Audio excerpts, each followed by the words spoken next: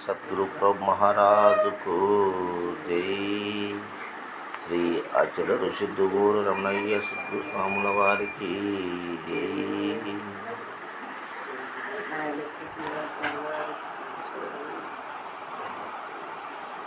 మానవుడు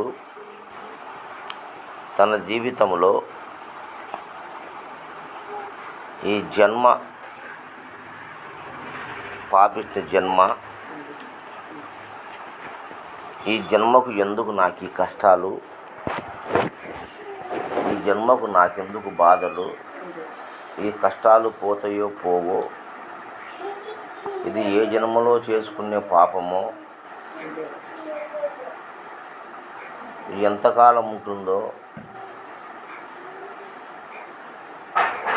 ఇది పుట్టుకతో వచ్చిన పాపము, ఇది పోయేది కాదేమో, ఎన్ని నోములు నోచినా, ఎన్ని పూజలు చేసినా, ఎంతమంది దేవులను మొక్కినా, అన్నదానాలు చేసినా, వస్త్రదానాలు చేసినా, భూదానము గోదానము సువర్ణదానం అని చెప్తుంటారు బ్రాహ్మణులు. అటువంటి దాన ధర్మాలు చేసినా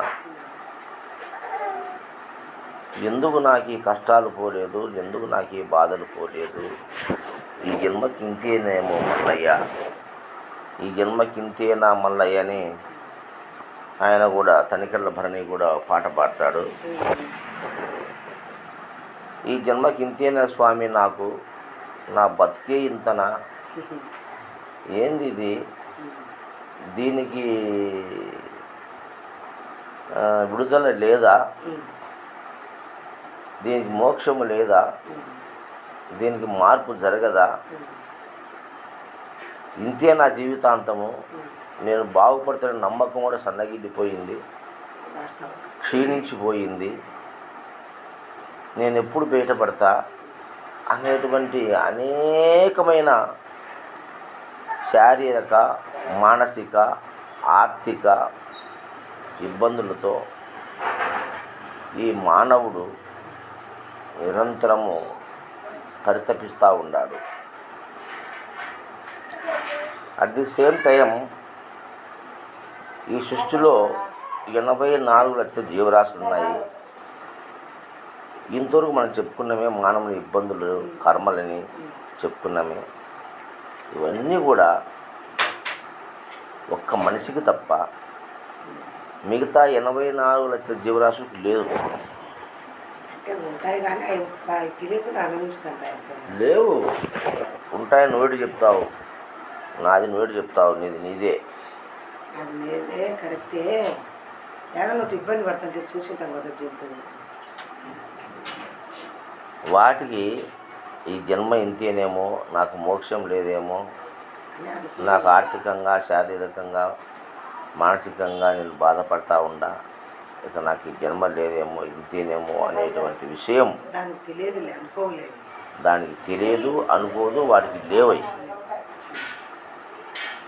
ఆ సబ్జెక్టే వాటికి లేదు. ఉంటాయేమో అంటే నీ బాధలు దానికి నువ్వు జోడిస్తుండవు అంతే. నీకుండే బాధలను వాటికి చెప్తున్నావు, వాటికి కూడా ఉంటుంది. ఏమంటే నోరు లేదు చెప్పవు, అవి చెప్పవు, ఎందుకుండవు, వాడికి పువ్వు లేకపోయి నీళ్ళు లేకపోయి చచ్చుండాయి కదా, వాటి బాధలు వాటికి ఉంటాయి. మరి మనకి కాదు వాటికి కూడా ఉన్నాయి అని మన మనసు చెప్తుంది. అంటే దాని కథను కూడా మన మనసు చెప్తుంది. నీ కథనే మోసి సాలయ్యి దాని జోలికి పోతుంది మనసు. అర్థమైందా?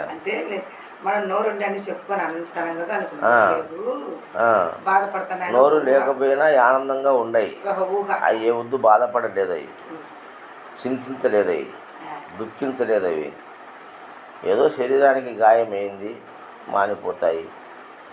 ఈ పూట బో దొరికలే, పోతే రేపు దిగుతుందిలే అనే భావంతో రమణ మహర్షి మాత్రం ఉన్నాయి. ఇవన్నీ అంటే రమణ మహర్షికి కూడా దెబ్బలు తగిలినాయని, పుండ్లు తగిలినాయని ఆయన పట్టించుకోలేదని మనం పెద్దలు చెప్తాంటే వింటాం కదా, మనం చూడలే.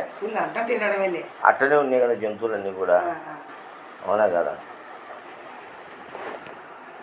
మరి వాటికి మనకు గల తేడా ఏమి, మనం ఎందుకు ఇట్లా అనుకుని సత్సంటాము? ఇది దీనికి ఇంకా అంటే నిజమే, నువ్వు చెప్పినట్టు నిజమే, అబద్ధమం కాదు, నిజమే. ఎప్పుడైతే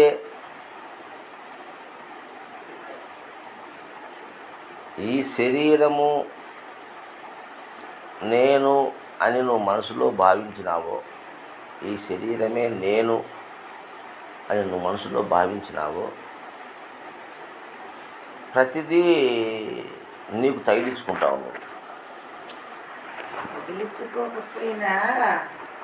నేను చెప్పేది పూర్తి నేను ప్రతిదీ మనసుతో నీకు తగిలించుకుంటావు. ఈ శరీరము ఈ ప్రపంచంలో మనకు కనిపించేటువంటి 84 జీవరాశులే కాదు, మనతో నిర్మాణమైనటువంటి అనేక వస్తువులు ఉన్నాయి ఈ ప్రపంచంలో, అనంతమైనవి ఉన్నాయి. వీటన్నిటికన్నా ఎంతో గొప్పది, ఎంతో శ్రేయస్కరమైనది, మరి ఎంతో సౌకర్యవంతమైనది, ఎంతో ఘనమైనది, అనంతమైనటువంటి శక్తి సామర్థ్యములు గలది ఈ శరీరం. ఈ శరీరాన్ని వర్ణించని మొదలు పెడితే అది ఊహకు అందదు. ఈ శరీర ధర్మం ఎలాంటిదంటే, ఈ శరీర ధర్మ నిర్మాణ శాస్త్రం ఎలాంటిదంటే, దీన్ని ఎవరు డిఫైన్ చేయలేడు ఇంతవరకు. అంటే ఇంతవరకు శరీరాన్ని గురించి సంపూర్ణంగా ఈ ప్రపంచంలో తెలుసుకునే మానవుడు లేడు. ఈ శరీరాన్ని గురించి సంపూర్ణంగా తెలుసుకునేదంతో ఇంతో పావులో ₹10 తెలుసుకున్నారు. పూర్తిగా 100% ఈ శరీర నిర్మాణ ధర్మ శాస్త్రాన్ని ఎవడు సంపూర్ణ, ఏ సైన్స్ కానీ, ఏ సైంటిస్ట్ కానీ, ఏ ఇంజనీర్ కానీ, ఏ డాక్టర్ కానీ, ఏ జ్ఞాని కానీ, ఏ యోగి కానీ, ఏ మహనీయుడు కానీ, ఏ ఋషి కానీ పూర్ణంగా శరీర నిర్మాణ ధర్మ శాస్త్రాన్ని సంపూర్ణంగా తెలుసుకున్నవాడు లేడు.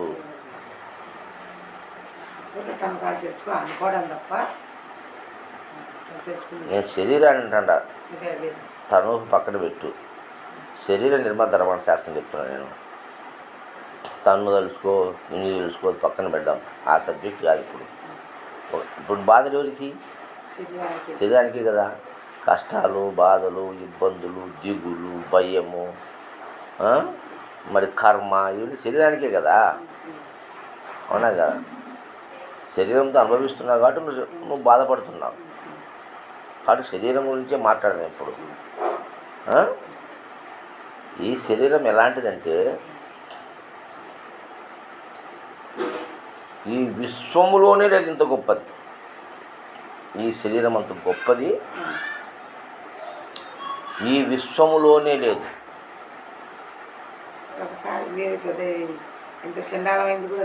నో నో నో, అది వేరు. ఆ చెప్పేవాడు వాని కథ వేరు. బాగా పరిశీలన చేస్తే ఈ శరీరానికి మించిన అద్భుతమైన వస్తువు ఈ విశ్వంలో లేదు. దేవుడు అంటున్నాం మనం. ఆ దేవుని ఇంతలో చూసింది ఎవడు లేదు. అవునా కదా? దేవుణ్ణి ఇంతలో చూసింది ఎవడు లేదు. కానీ శరీరం ఉందే, ఈ శరీరం ఆ దేవుడు ఏమో తెలియదు, కానీ ఈ శరీరం ఆ దేవుని కన్నా గొప్పది, ఆ దేవుడి కన్నా అద్భుతమైంది శరీరం. ఎంత సూక్ష్మము, ఎంత కఠినము, ఎంత మృదువో, ఎంత సౌకర్యమో ఈ శరీరంలో సౌకర్యము నువ్వు కోటాను కోట్ల బిల్డింగులు కట్టుకున్నా అందులో లేదు. ఈ శరీరంలో సౌకర్యం, ఈ శరీరంలోని ఆనందము బయట ప్రపంచంలో విశ్వమంతా నేను అధిపత్యం చేసిన ఆ ఆనందం లేదు. ఈ శరీరంలోని ఆనందం, ఈ శరీరంలో సుఖము విశ్వంలో ఏ మూలకు పోయినా నీకు దొరకదు. ఇది చాలా గొప్ప మాట, గుర్తుపెట్టుకోండి. ఈ శరీరంలో ఉండే సంపద విశ్వంలో ఎక్కడ లేదు. ఈ విశ్వంలో ఎక్కడా లేదు ఈ శరీరంలో సంపద. ఈ శరీరానికి ఉండేటువంటి శక్తి విశ్వంలో ఎక్కడ లేదు, విశ్వంలో ఎక్కడ లేదు. అంత గొప్ప శక్తి ఉంది కాబట్టి దేహో దేవాలయో ప్రోక్తో జీవో దేవో సనాతన అని చెప్పినారు. దేహమే దేవాలయమురా.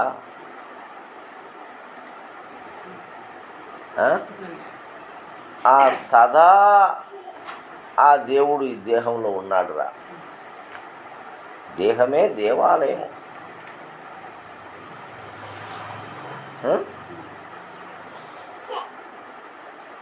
దేహంలోనే సదా దేవుడు ఉన్నాడు. నువ్వు ఎవడంటే దేవుడు అంటున్నావో వాడు సదా ఈ దేహంలోనే ఉన్నాడు. కాబట్టి దేహాన్ని దర్శించే స్థాయిలో నువ్వు దేవుడు దర్శించినట్టే. దేహాన్ని దర్శిస్తే స్థాయిలు దేవుని దర్శించినట్లే. అంత గొప్పది దేహము. అందుకే పెద్దలందరూ దేహాలను పెట్టినారు గుళ్ళల్లో, గోపురాలలో దేహాలను పెట్టినారు, దేవుడని పెట్టినారు. అవునా కదా? అంత గొప్పది దేహము. ఈ దేహము అత్యంత విలువైనది, అత్యంత గౌరవప్రదమైనది, అత్యంత శక్తివంతమైనది, అత్యంత సుకుమారమైనది, అత్యంత ప్రీతిపాత్రమైనది. ఈ శరీరం మీద మోహము లేనివాడు ప్రపంచంలో ఎవ్వడూ లేడు. చివరి క్షణము వరకు తన శరీరాన్ని తాను ప్రేమిస్తాడు. దీన్ని ప్రేమ అంటారు. ఇతరులను ప్రేమించేది కాదు ప్రేమ.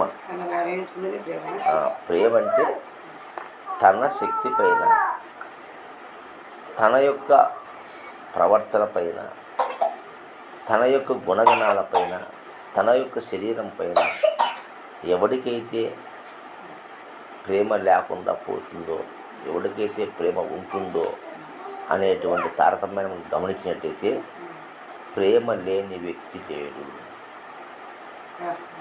తన శరీరం పైన దాన్ని ప్రేమ అన్నారు. ఇంకొక అమ్మాయిను ఇంకొక అబ్బాయిను ప్రేమిస్తుంది. ప్రేమ కాదు, అది అవసరము, అది మోహము, అది ఇంద్రియ చాపల్యము. నువ్వు ఇంద్రియ భోగానికి అలవాటు పడి ఇంకొక వ్యక్తిని ప్రేమిస్తున్నావు. ఒక భార్య ఒక భర్తను ప్రేమిస్తుందంటే శరీర ధర్మాన్ని అనుసరించి ఇంద్రియ సుఖభోగాల కోసం ఆ భార్య భర్తను ప్రేమిస్తుంది. ఆకలి, నిద్ర, భయ, మైథునములు అనేటువంటి ఇవన్నీ కూడా ఒక వ్యక్తి నుంచి మనకు వస్తే ఆ వ్యక్తిని మనం ప్రేమిస్తాం. అంతే, వేరే మనులు మాణిక్యాలు కాదు. ఆకలి, నిద్ర, మైథునం, ఈ మూడు ఎవరి నుంచి అయితే మనకు వస్తున్నాయో ఆ వ్యక్తిని ప్రేమిస్తాం మనం. ఆనందం, మైథునం అంటే ఆనందము. అన్నీ మైథునం యొక్క మూల స్థితి ఆనందమే, వేరేదేం కాదు.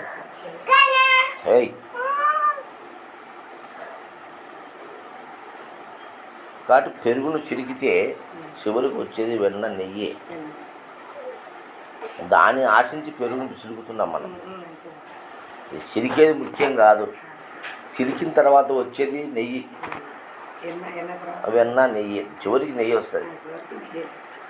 దాన్ని దృష్టిలో పెట్టుకొని దీన్ని చిలుకుతున్నాం.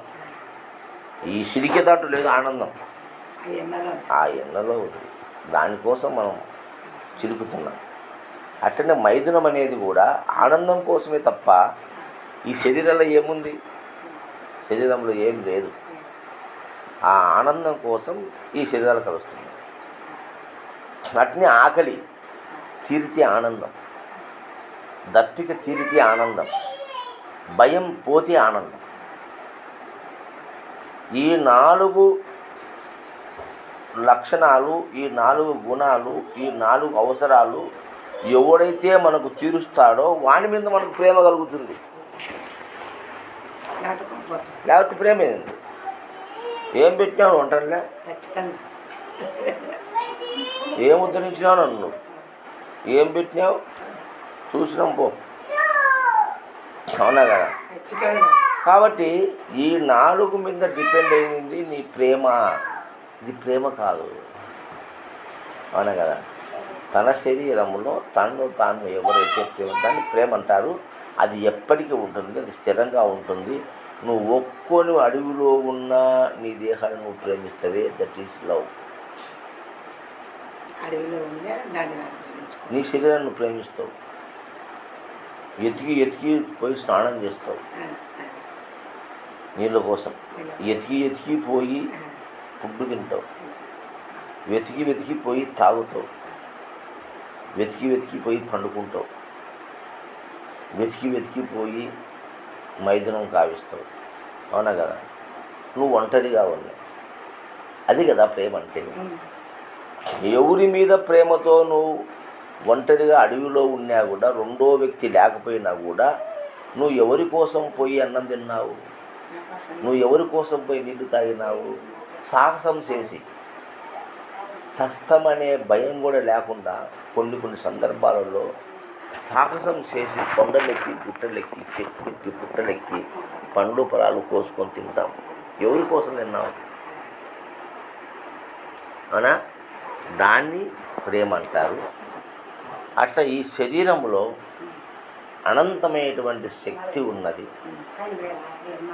ఆ శక్తిని నీవు గమనించకుండా ఈ శరీరానికి మనసును లింక్ చేసి, ఆ మనసుతో ఈ దేహము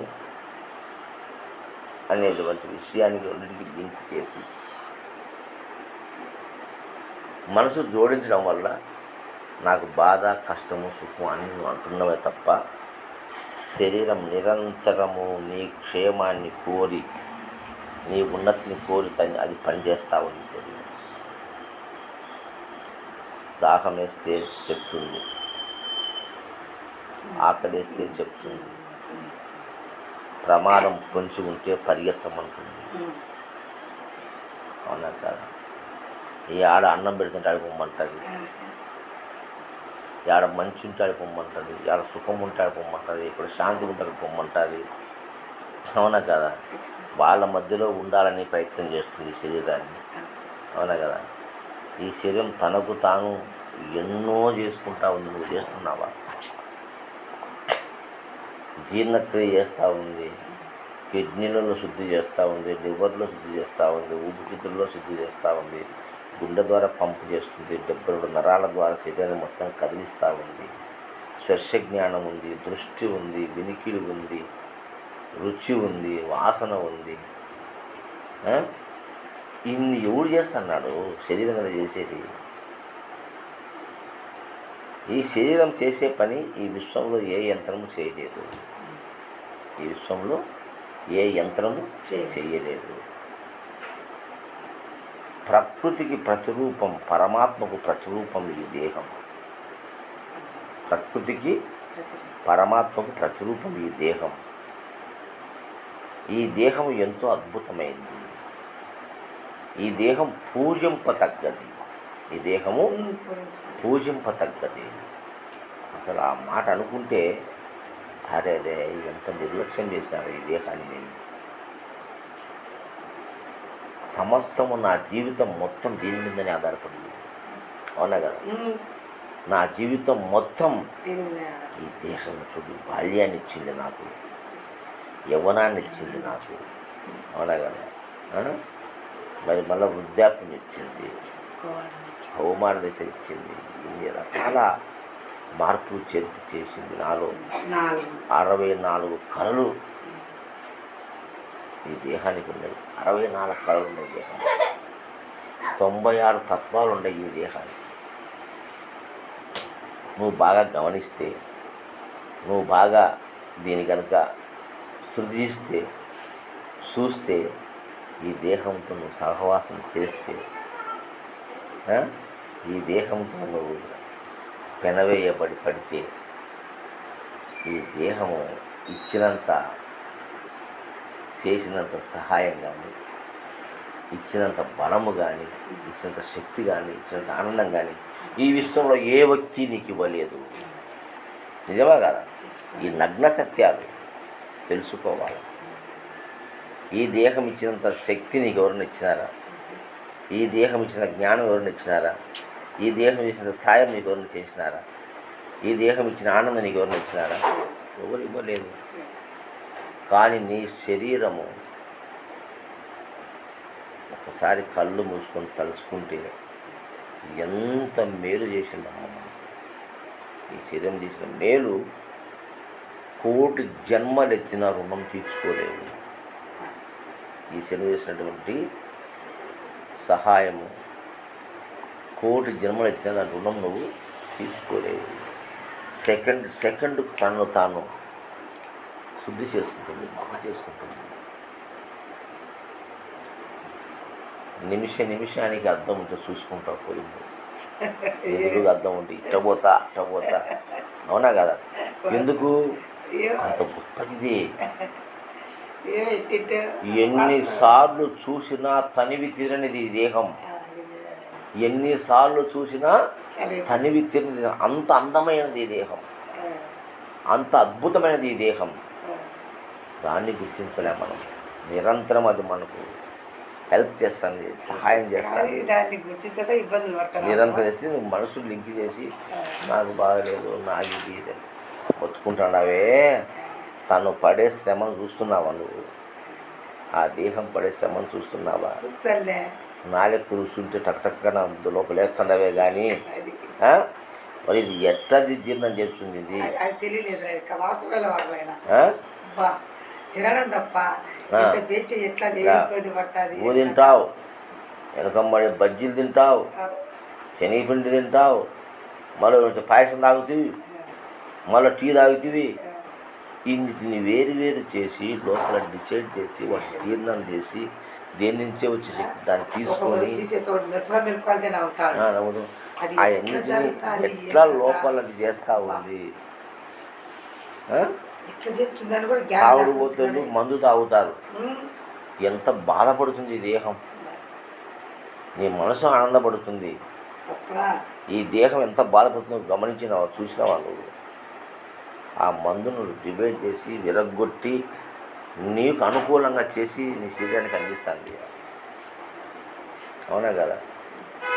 దాన్ని అట్టనే కనుక పంపించి చచ్చిపోతావు నువ్వు. అది ఎంత శ్రమ పడుతుంది, కిడ్నీ ఎంత శ్రమ పడుతుంది, గుండె ఎంత శ్రమ పడుతుంది. ఇన్ని శ్రమలు దానికి పెట్టి నాకు బాగాలేదు, నా బతికే ఇంత, నా జన్మే ఇంత అంటే ఎట్లా? శరీరాన్ని చూసుకుంటున్నావు. ఆ శరీరాన్ని ఎంత అందమైంది ఈ శరీరము, ఎంత పవిత్రమైంది, ఎంత గొప్పది. అందుకే బ్రాహ్మణుడు శరీరానికి మడని, అంటని, గుట్టని, మైలని ఎన్ని పెట్టినారు ఈ శరీరానికి. అంటూ ముట్టు మైల, చచ్చిపోయిన కాడికి పోకూడదు, సమర్థమైన కాడికి పోకూడదు, సాగు కాడికి పోకూడదు. ఎంత మైలానికి. అటువంటి వాటిని బ్రాహ్మణులు గమనించి వాటికి దూరంగా పెట్టారు ఈ దేహాన్ని. ఎందుకంటే చెడిపోతే తిరిగి రావడం మళ్ళీ ఇది. దీపం ఉండగానే ఇటు చక్కబెట్టుకోండి. ఇది ఈ దేహాన్ని చక్కబెట్టుకోవాలి నువ్వు. ఫస్ట్ ఎవరున్నా ఏం చక్కబెడతావు?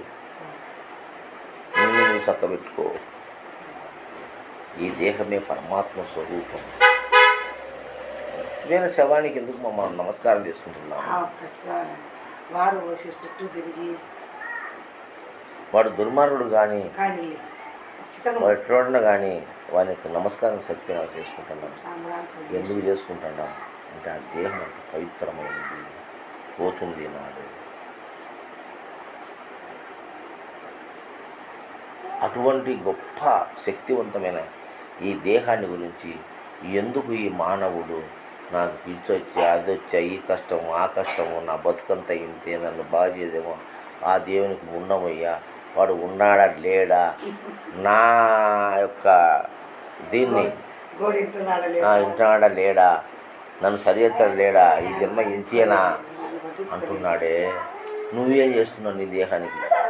నువ్వేం చేస్తున్నావు? ఎవరిని అడుగుతున్నావు? నువ్వేం చేస్తున్నావు ఒకసారి గుర్తు చేసుకో. నీవు ఎంతవరకు నీ దేహానికి ప్రాధాన్యత ఇచ్చినావు? నీవు ఎంతవరకు నీ దేహాన్ని రక్షణ చేస్తున్నావు? ఇది ఇంత శ్రమ పడుతుంది అనేటువంటి ఆలోచన నీకుందా అంటే లేదు. కేవలం ఒక మనసును మాత్రమే నువ్వు నమ్ముకొని ఆ మనసు ద్వారా అనేక రకాలైనటువంటి బాధలన్నీ నిద్ద వేసుకొని నాకు ఈ కష్టం వచ్చా, నాకు ఈ బాధ వచ్చా అంటున్నాను. నీ రోగము, నీ బాధ, నీ శరీరం తీసుకునే శ్రద్ధ నువ్వు తీసుకోవడం లేదు. అది మాత్రం అహర్నిశములు నువ్వు మెలకువలో ఉన్నా, నువ్వు స్వప్నములో ఉన్నా, నువ్వు జాగ్రత్తలో ఉన్నా, నువ్వు కుశిత్తులో ఉన్నా, తాను నిరంతరము మేలుకొని ఒక సెకండ్ కూడా రెప్ప వాల్చకుండా, రెప్ప వాల్చకుండా తను నిరంతరము శ్రమిస్తుంది, పనిచేస్తా ఉంది. అది నిరంతరం పనిచేస్తే తెల్లారినాక ఒంటికి వస్తాయి నీకు. అది నిరంతరం పనిచేస్తే లెట్రిన్కి వస్తుంది. అది నిరంతరం పనిచేస్తే నీకు ఆకలి అవుతుంది. అది నిరంతరం పనిచేస్తే నీకు జీర్ణం అవుతుంది. అది నిరంతరం పనిచేస్తే నీ రక్తం మొత్తం శుద్ధి ప్రసరణ గావిస్తూ అవుతుంది. అది నిరంతరం పనిచేస్తే నీ కళ్ళు కనపడుతున్నాయి. నిరంతరం పనిచేస్తే నీ చెవులు వినపడుతున్నాయి. అది నిరంతరం పనిచేస్తే స్పర్శ జ్ఞానం వస్తుంది. అది నిరంతరం పనిచేసి ఎప్పటికప్పుడు దేహాన్ని పవిత్రంగా ఉంచాలని, శుద్ధి చేయాలని, మెరవాలని, బాగా తాజాగా ఉండాలని తను పడే కష్టము, తను పడే బాధ అంతా ఇంత కాదు. అంటే అటువంటిది దేహము, ఇది దేవాలయము. అట్టి జ్ఞానాన్ని కలిగి నీవు నడుచుకుంటే నీ శరీరం అద్భుతంగా నువ్వు సహకరించాల. ముందు నీ దేహానికి నువ్వు సహకరించడంలా, ఎండకు దిగుతుండవు, గాలికి దిగుతుండవు, నిద్రపోవడం లే టయానికి, నానాగడ తింటుండవు, నానాగ ఆలోచన బ్రెయిన్లో లేనిపోని ఆలోచనలు చేస్తుండవు, లేనిపోని కష్టాలు పెడుతుండవు, ఇబ్బందులు పెడుతుండవు. ఎన్ని చేస్తున్నావంటే నీ దేహానికి నువ్వే పెద్ద శత్రువు. బయటోళ్ళు కాదు. బయటోళ్ళు శత్రువు అని, ఆడు సలహం తీసుకుంటూ వాడు శత్రువు అని, కసువు పెంచే శత్రువు అని, నన్ను తిట్టినట్టు శత్రువు అని, నన్ను ఇట్లా రకరకాల బయటను తిట్టుకుంటున్నావు. నో, నీ దేహానికి, నీ జ్ఞానానికి, నీ శక్తికి, నీ ఆరోగ్యానికి నువ్వే పెద్ద శత్రువు, బద్ధ శత్రువు నువ్వు. ఇది గుర్తుపెట్టుకో. అందుకే చూసి నిష్ట, నియమము, ఆచారము, వ్యవహారాలు ఎందుకు పెట్టారు పెద్దలు? ఇవన్నీ పండగలు, పర్వదినాలు దేనికి పెట్టారు? శరీర శుద్ధి కోసం పెట్టారు. ఉపవాసాలు ఎందుకు పెట్టారు? శరీర శుద్ధి కోసం పెట్టారు. ఇదంతా ఊరికే ఉన్నది. ఎర్రోళ్ళు కాదు వాళ్ళంతా. అన్ని రకాలుగా ఆలోచన చేసి చివరికి తీసుకునే జడ్జిమెంట్ అది. అటువంటి జడ్జిమెంట్ చేసినారు. అట్టటి పవిత్రమైన ఈ దేహాన్ని నువ్వు అపవిత్రంగా భావించి దీన్ని అపవిత్ర పాలు చేస్తున్నావే. నీకన్నా శత్రువు ఉన్నాడా ఈ దేహానికి? అయితే నువ్వు ఏమన్నా, ఏమనకపోయినా, నువ్వు తినకపోయినా, దీని ఎన్ని కష్టాలు పెట్టినా తన యొక్క కర్తవ్యాన్ని తను మానలేదు. చివరి క్షణం వరకు, ప్రాణం పోయేంత వరకు తన పని తాను చేస్తాడు అంటే ఇది గొప్పదే కాదా? గొప్పది కదా. మరి దాన్ని నువ్వు నిరంతరం నిందిస్తావు. దాని పొగుడు వేణోళ్ళ పొగుడు దాన్ని. అందుకే పొగిడినాడు రామదాసు, రాముడిని పొగిడినాడు. అవునా? మరి కృష్ణుడిని పొగిడినారు, విష్ణువుని పొగిడినారు, బ్రహ్మను పొగిడినారు, ఈశ్వరుని పొగిడినారు. ఈ యొక్క సాధువులు, సన్యాసులు, గురువులను పొగుడుతున్నారు. సమస్త దేహాలలో ఉండేది దేవుడు కాబట్టి. అందుకే మమాత్మ సర్వభూతాంతరాత్మ, నాలో ఉన్న ఆత్మస్వరూపం సర్వభూతాలలో ఉన్నది. భూత దయ కలిగి ఉండు. ముందు నీ భూతం ముందు నువ్వు దయ కలిగి ఉండు. ఆచి తూచి అడుగు వెయ్యి. నోట్లో పెట్టుకుంటే ముందర ఇది ఏంది, ఇది లోపలి పోతే ఏం చేస్తుంది, ఇది సరైందా కాదా, ఈ సమయంలో తినొచ్చునా తినకూడదా ఆలోచన చేసి తినే. అడ్డము పట్టించి తినబాకు. అవునా కదా?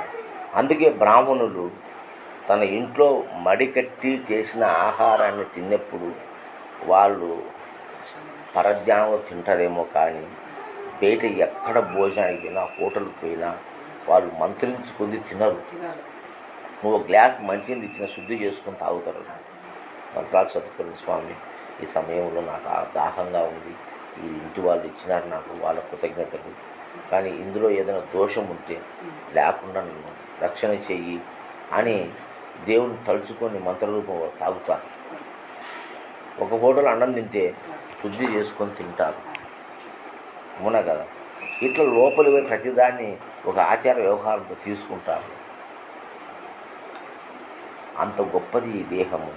అట్టి ఈ దేహాన్ని నువ్వు తక్కువ అంచనా వేసి ఇది కర్మని, బాధని, నా జన్మ రాతని నిన్ను నీవే నిందించుకుంటూ, నీ దేహాన్ని నిందించుకుంటూ నీవు నీ జీవితాన్ని నరకప్రాయం చేసుకోబాకు.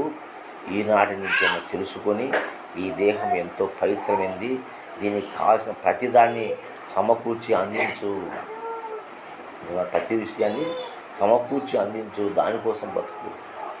ఎవరి కోసం బతకాలి నువ్వు? నీ దేహం కోసం బతుకు. భార్య బిడ్డల కోసము, ఇల్లు వాకిలి కోసము, ధనధాన్యముల కోసం కాదు, నీ దేహం కోసం బ్రతుకు. నువ్వు నీ దేహాన్ని పవిత్రంగా ఉంటున్న ప్రయత్నం చెయ్యి. దానికి ఏమేం కావాలనో వాటన్ని సమకూర్చు, పద్ధతిగా సమకూర్చు, అవునా కదా. దాన్ని ఎరుగు, దీనే నిన్ను నువ్వు తెలుసుకో అని చెప్పడం. ఇదే తన్ను తాకన్నా మోక్షం అంటే తనలో ఏదో ఒకటి ఉందని దాన్ని తెలుసుకోవాలని ఇది నా కొడుకులంతా లేనిపోని వ్యవహారాన్నంతా చెప్పి, లేనిపోని పదజాలంతా ఉపయోగించి నానాక గ్రంథాలు శాస్త్రాలు రాసి లేని దాన్ని ఏం తెలుసుకుంటారా నువ్వు? ఒక లేని దాన్ని సృష్టించుకొని దాన్ని తెలుసుకుంటున్నావు. నేను తెలుసుకుని నీ దేహాన్ని నువ్వు గుర్తించు. అదే మోక్షము, అదే ముక్తి, అదే స్వర్గము, అదే పరలోకము. అన్నదా వేరే ఏమీ లేదు. ఇది ఏ వాదం అనుకో, ఏ సిద్ధాంతం అనుకో, ఇది చెప్పింది సత్యము.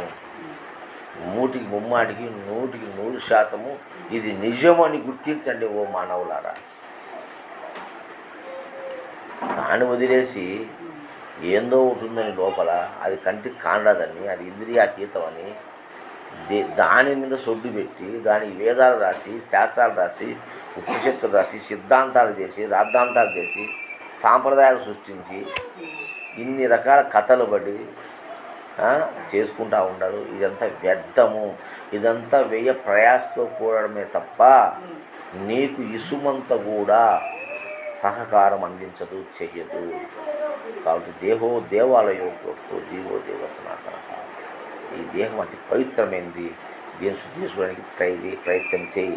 ఎప్పుడైతే నువ్వు ఆ దృష్టిలో మరలుతావో నీ శరీరానికి ఎటువంటి రోగము, వ్యాధి ఏది వచ్చినా తను ఫాస్ట్గా తయారు చేసుకుంటుంది. అది నువ్వు గమనించకుండా లేని కొన్ని కష్టాలు పెడుతున్నావు కాబట్టి అది నిరంతరం పోరాడుతూ ఉంది. అంత శ్రమ పెట్టగాకుండా దేహానికి. కుదురుగా 2 ముద్దలు తిన్నావు, 2 ముద్దలు అసలు కుదురుగా ఉండి తిన్నావు. పాకులాడి 10 ముద్దలు తినడానికన్నా కుదురుగా ఉండి 2 ముద్దలు తిన్నావు. ఎంతో శ్రేయస్కరంగా ఉంటుంది, ఎంతో ఆనందకరంగా ఉంటుంది. అవునా కదా. పరిగెత్తి అది గొప్ప, ఇది గొప్ప, ఇది తింటే బాగుంటుంది, అది తింటే బాగుంటుంది, ఆ పని చేసే మేలు, ఈ పని చేసే మేలు. నో, నీ ఇంట్లో నువ్వు కూర్చొని ప్రసాదంగా స్నానం చేసి కూర్చొని ఒక్క పువ్వు, పత్రము, ఫలము, ఎందుకు చెప్పినాడు మహానుభావుడు ఈ మాటని? ఫలము, పత్రము, పుష్పము ఏదో 1 సార్లు నాకు అన్నాడు. ఇన్ని గంపలు నాకు అక్కర్లేదురా, నన్ను ఎత్తిన వేసి మీరు భారం చేస్తున్నారు. నాకు 1 సార్లు మనస్ఫూర్తిగా ఆనందంగా ఈ దేహాన్ని గుర్తించురా, ఈ దేహంలో దేవుణ్ణి గుర్తించురా అనేటువంటి జ్ఞానాన్ని మనకు పెద్దలు ప్రసాదించినారు. దాన్ని మనం తెలుసుకోవాలి. కానీ ఎన్నో లేనిపోయిన పెట్టుకొని ఏనాడు కూడా నీ శరీరాన్ని నిందించవాకు. ఏనాడు కూడా ఇంతే నా బతుకొని ఏ రోజన్నా ఈ 10 సంవత్సరాల కాలంలో నన్ను కానీ, నా స్థితిని కానీ, నా దేహాన్ని కానీ, నా రోగాన్ని కానీ నేను నిందించానా? ఒకరోజన్నా మీ నోటితో, మీ చెవులతో ఇన్నారా? ఏం అవసరం ఉంది? అది ఎంతో మేలు చేస్తుంది నాకు.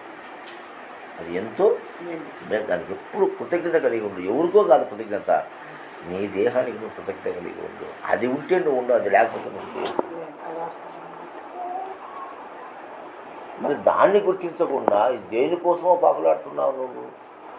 దాన్నే చెప్తారు పెద్దలు, సంఖలో గొర్రెపిల్ల పెట్టుకుని ఊరం తిరిగినారు అనేక రకాలు చెప్పినారు. ఇన్ని రకాలుగా చెప్పినా మనం అర్థం చేసుకోకుండా మళ్ళీ ఆడయంలో ఉందని పరిగెత్తున్నాము. స్త్రీ పొద్దున్న లేస్తానే స్నానం చేస్తాను, ఏలు సందు శుభ్రంగా క్లీన్ చేసుకో. కళ్ళు చెవులు ముక్కు కాళ్ళు చేతులు మర్మావయవాలు ఎక్కడైతే సందులు ఉన్నాయో అన్నీ క్లీన్ చేసుకో, శుభ్రం చేసుకో. మంచిగా పసుపు గంధం పట్టించుకో శరీరానికి. తర్వాత మంచి ఆహారం తీసుకో, పూజ చేసుకుంటే ఇడ్లీకే పటాలక వాసన వచ్చేది నీకే కదా. మంచి అగరబత్తులు కావాలయ్యా, గుమగుమలు ఆడాలంటే గుమగుమ దేవునికే, ఆ మూల ఉండే పటానికి కాదు కదా. ఆ గుమగుమాలు నీకే కదా, ఆ పువ్వులు పెట్టుకుంటే నీకే కదా, ఆడ దీపం పెడితే నీకే కదా, ఆడ ప్రసాదం పెడితే నీకే కదా. తినరు కదా. ఈయన కోసమే అటు ఈయనను గౌరవించు, ఈయనను తెలుసుకో. ఇంతకన్నా పరమార్థం ఏముందమ్మా? ఊరికి గంటలు చెప్పుకుంటే ఉపయోగం లేదు. ఈ యొక్క నగ్న సత్యాన్ని తెలుసుకోండి. నీ దేహాన్ని నువ్వు పవిత్రంగా భావించి దాన్ని మంచిగా ఉంచుకోవడానికి ప్రయత్నం చేయి. ఆ దేహము చేసిన మేలు ఈ విశ్వంలో నీకు ఎవరు చేయలేరు.